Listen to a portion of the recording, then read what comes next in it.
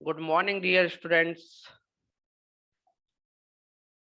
NCERT class 10th का जो mathematics का सॉल्यूशन चल रहा है उसमें आज अपन डिस्कस करने वाले हैं exercise 3.5। My dear students, last exercise में अपन ने जो मेथड्स पढ़ी है ना, उनमें अपन ने क्या क्या डिस्कस कर लिया है।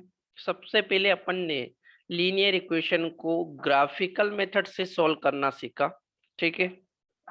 उसके बाद लीनियर इक्वेशन को अपन ने एलिमिनेशन मेथड से सॉल्व करना सीखा, फिर सब्स्टिट्यूशन मेथड से जो है सॉल्व करना सीखा। अब इस एक्सरसाइज में जो क्वेश्चन है वो अपने को cross multiplication method based question है माय डियर स्टूडेंट। चलिए, तीन मेथड पहले सीख चुके अपन पिछली एक्सरसाइज में, है ना। अब फोर्थ मेथड जो लीनियर इक्वेशन को सॉल्व करने की है वो है cross multiplication method. Cross multiplication method से linear equation in two variable को कैसे सॉल्व किया जाता है उसके लिए कुछ बेसिक कंसेप्ट है पहले जो अपने को सीखना है, ध्यान से देखिएगा। ओके, तो अपन ने जो एलिमिनेशन मेथड में, है ना, एलिमिनेशन मेथड में क्या सीखा सबसे पहले तो वो देखे, है ना। उसका यूज करते हुए ही अपन क्रॉस मल्टीप्लिकेशन मेथड को सीख पाएंगे। उसमें क्या होता था, दो इक्वेशन होती थी अपने को, है ना। सपोज वो इक्वेशन a1x प्लस b1y इस तरह की दो इक्वेशन होती थी, प्लस c1 इक्वल टू 0, है ना, इक्वेशन नंबर 1। एक होती थी a2x plus b2y plus c2, okay, equation number second. This is a concept, okay. अपन क्या करते थे एलिमिनेशन मेथड में, किसी एक वेरिएबल का जो प्रोडक्ट होता था उसको सेम बनाते थे, है ना। किसी एक वेरिएबल जैसे y का प्रोडक्ट b1 है तो इसके भी प्रोडक्ट को सेम बनाना, है ना।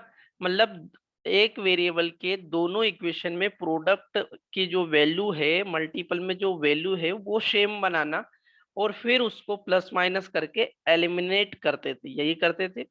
अब यहाँ पर देखे डियर स्टूडेंट्स, तो यदि मैं इक्वेशन नंबर 1 में b2 का इंटू करूं और इक्वेशन नंबर सेकेंड में b1 का इंटू करूं तो उससे क्या होगा, यहाँ b2 आ जाएगा।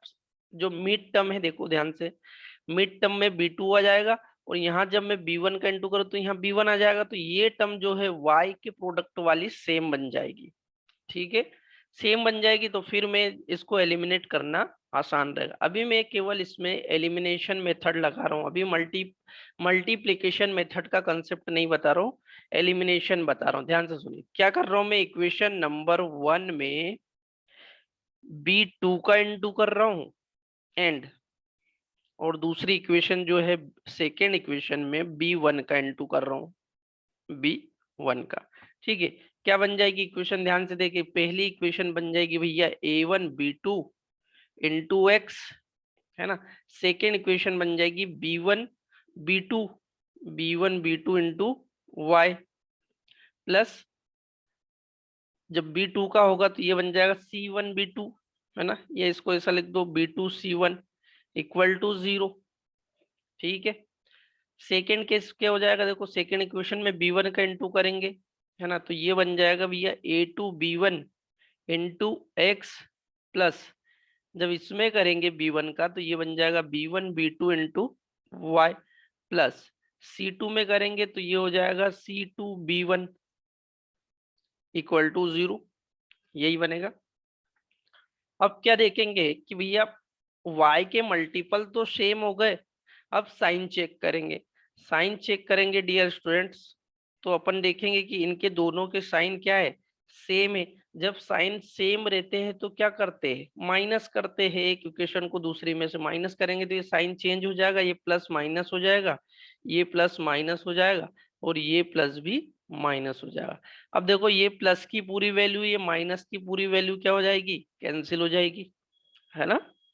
अब जो है आसानी से अपने पास जो बच रहा है वो कर लीजिए। चलिए, ये वाली टर्म में से ये वाली टर्म माइनस हो जाएगी पूरी की पूरी, मतलब a1 B two into x minus हो जाएगा आपका A two B one into x.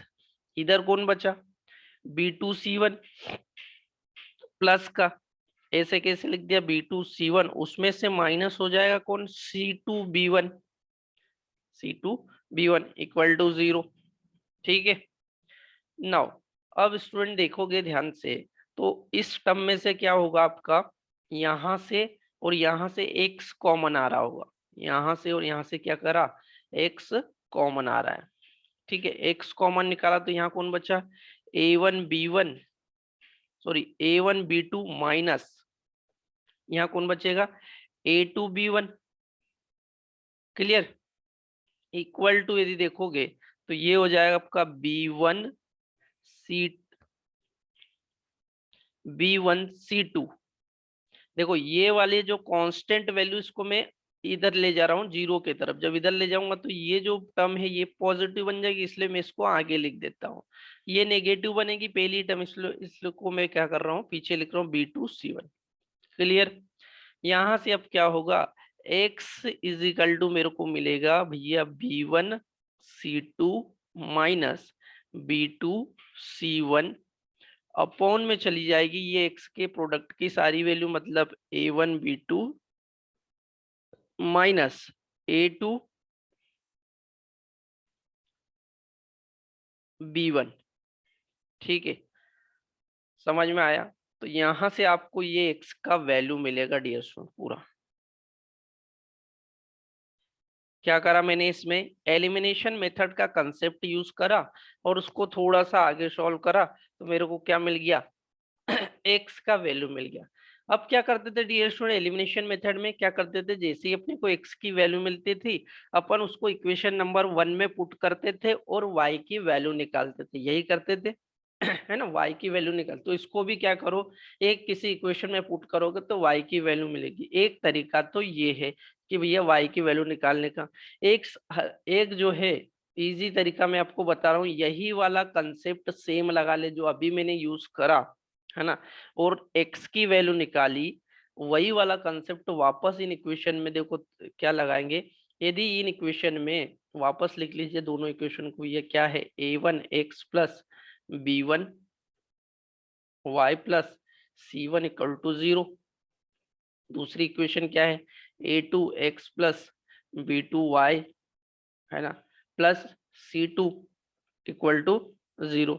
ये थी आपकी इक्वेशन नंबर 1, ये थी इक्वेशन नंबर 2। अब की बार क्या करे, इसमें जो है ना, अब इस इक्वेशन नंबर 1 में क्या करे, पहले अपन ने क्या करा था, b2 का इनटू करा था, मतलब y वाली टर्म को सेम बनाने की कोशिश करी थी। अब x वाली टर्म को, अब क्या कर रहे हैं अपन, x वाली टर्म को सेम बनाना है, तो अपने को y की वैल्यू मिलेगी, है ना। x वाली टर्म को सेम बनाने के लिए मेरे को इसमें a2 का इनटू करना पड़ेगा एंड सेकेंड इक्वेशन में a1 का इनटू करना पड़ेगा। सेकेंड इक्वेशन में प्रोडक्ट करिए a1 का। माय डियर स्टूडेंट, मैंने एक तरीका तो बता दिया कि भैया x का वैल्यू वहां पुट कर दीजिए तो आपको y का वैल्यू मिल जाएगा बहुत आसानी से, एक तरीका ये। ठीक है, लेकिन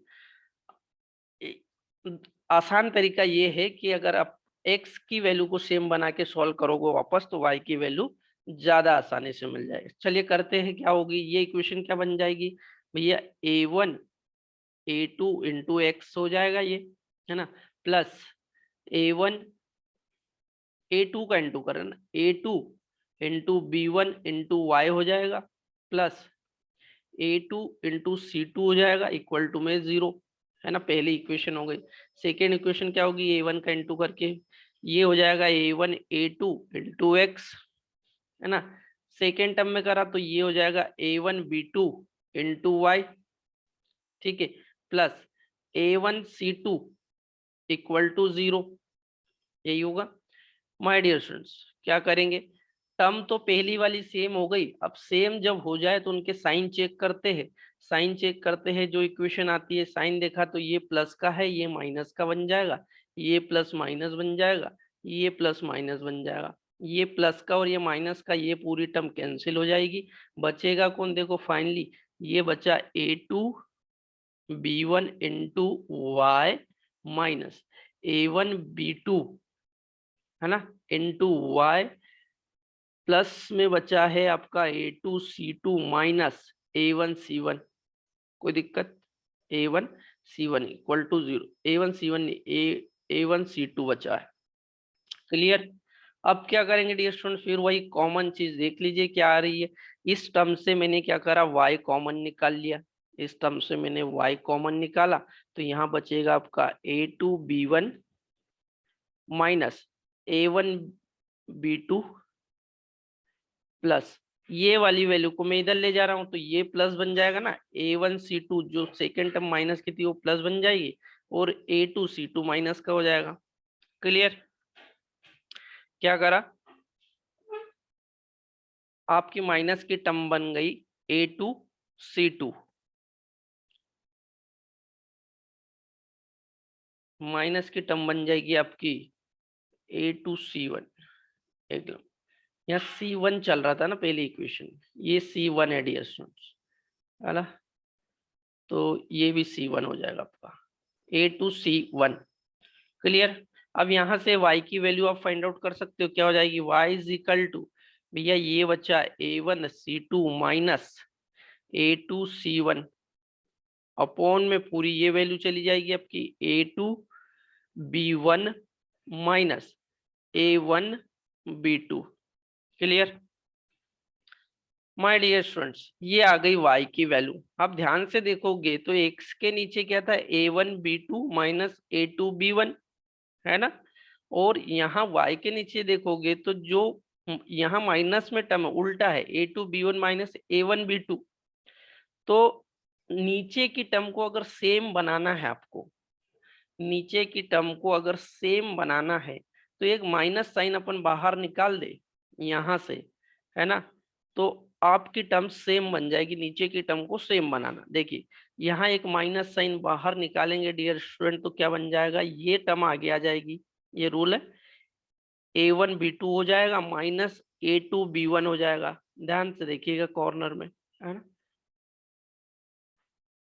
अब ऊपर भी यहाँ जब माइनस साइन निकाला तो ऊपर भी एक माइनस साइन निकाल दीजिए, तो ये बन जाएगा आपका A2C1 माइनस A1C2।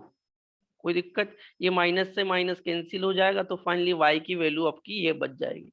ठीक है, नोट डाउन कर लीजिए।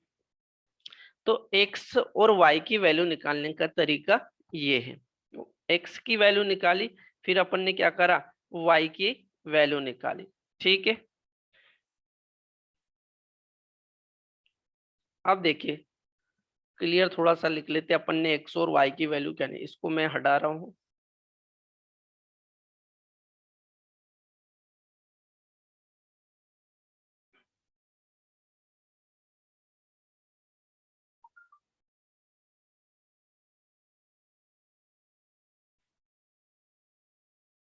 क्या करा, अभी तक मैंने जो यूज करा है डियर स्टूडेंट्स वो केवल एलिमिनेशन मेथड का यूज करा है। अभी तक मैंने जो आपको बताया वो एलिमिनेशन मेथड का कंसेप्ट बताया, है ना। मैं इसी पे से क्रॉस मल्टीप्लिकेशन पे पूछूंगा, ध्यान से देखिएगा कैसे, है ना। क्रॉस मल्टीप्लिकेशन बताऊंगा मैं आपको कैसे। पहले तो अपन ने अभी एक्स और वाई की जो वैल्यू निकाली है उनको अपन थोड़ा सा क्लियर करें और आगे देखते हैं। चलिए, नोट डाउन कर लिया होगा आपने एक्स और वाई की वैल्यू, नहीं तो आगे देख लीजिएगा। और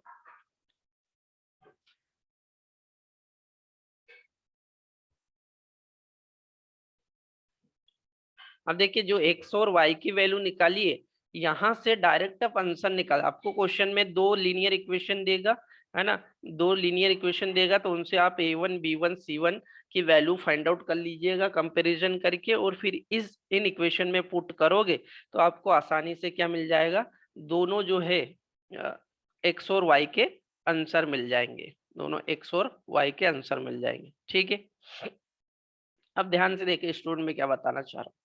अपने पास दो इक्वेशन है, ठीक है, कौन कौन सी, एक्स के फॉर्म में आया एक, भैया एक्स इज इक्वल टू मेरे को मिला B1C2 माइनस B2C1, B2C1, नीचे मिला मेरे को A1B2 माइनस A2B1। A2B1। इस इक्वेशन को और लिखने का क्या तरीका हो सकता है? तो डियर स्टूडेंट्स, इसको लिखने का और तरीका ये हो सकता है कि ये जो पूरी टर्म है ये x के अपोन में भी जा सकती है ना। मतलब ऐसे भैया ये x तो ऐसा का ऐसा रहा, और ये पूरी टर्म को यदि मैं क्रॉस मल्टीप्लर ले जाऊंगा तो यहाँ हो जाएगी, है ना, यहाँ नीचे आ जाएगी, मतलब ये ऐसी आ जाएगी B1C2 माइनस B2C1, ऐसे लिख सकता हूँ। तो इधर कौन बचा इक्वल टू में, यहाँ तो यहाँ से ये चला गया तो 1 बचा, है ना। अपॉन में कौन बचा, A1B2 माइनस A2B1, यही बचा। ठीक है, इसको एक नई इक्वेशन दे दो जो मैंने अभी निकाला, इक्वेशन नंबर 3 दे दो।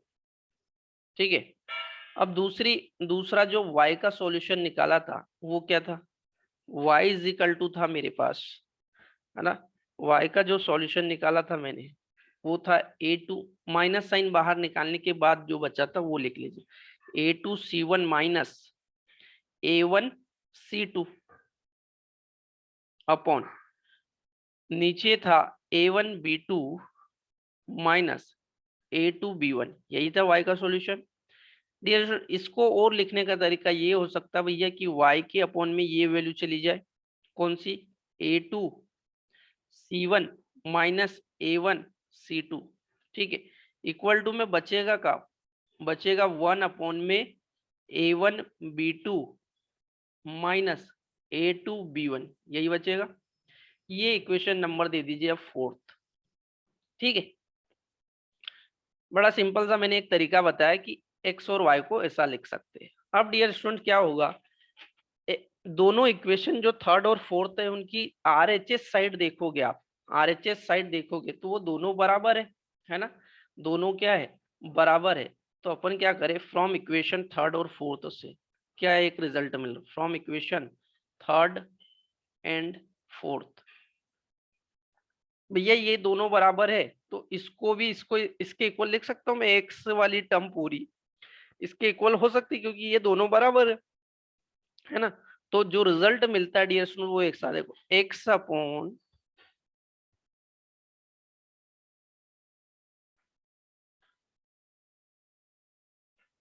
ओके, ये लिखना चाह रहा हूं, देखो एक्स अपॉन पहला है B1C2 माइनस B2C1, ठीक है, इक्वल टू क्या आ जाएगा आपका y upon A2C1 minus A1C2। ठीक है, ये किसके इक्वल है दोनों, तो इस वाली तीसरी टर्म के, मतलब A1B2 माइनस A2B1 के इक्वल है। क्लियर है, ये दोनों इक्वेशन से मैं ये निकाल सकता हूं। ठीक है माय डियर स्टूडेंट, ये मोस्ट आईएमपी रिजल्ट है, ध्यान से देख लीजिए, ये रिजल्ट आपको याद होना चाहिए। तो आपको देखिए मैंने जो करना सिखाया है ना, आपको जब x और y की वैल्यू निकालनी रहेगी तो इस इक्वेशन का यूज करके निकाल सकते हैं। अब बात ये रही कि भैया इतना ये इक्वेशन याद रखने के लिए या तो मैं इतना अभी जो सर ने बताया एक 20 मिनट का इतना बड़ा कैलकुलेशन करके ये इक्वेशन निकालूं तब सही, या तो गलती हो सकती है, या फिर दूसरा तरीका है कि मैं इसको याद कर लूं, है ना, या दूसरा तरीका क्या है, मैं इसको याद कर लूं कि कैसे आती है। तो डियर स्टूडेंट्स, या तो याद कर लूं या निकाल के ले, है ना, ये दोनों ही चीज की जरूरत नहीं पड़ेगा। जो मैं कंसेप्ट आपको याद रखने का तरीका समझा रहा हूँ, है ना, वो ध्यान रखिए। तो आपको इसको याद रखने के लिए क्या करना है, इसको याद रखने के लिए आपको मैं जैसा लिखना सिखा रहा हूँ इसे लिखना। देखो सबसे पहले आपको लिख लेना है BCAB।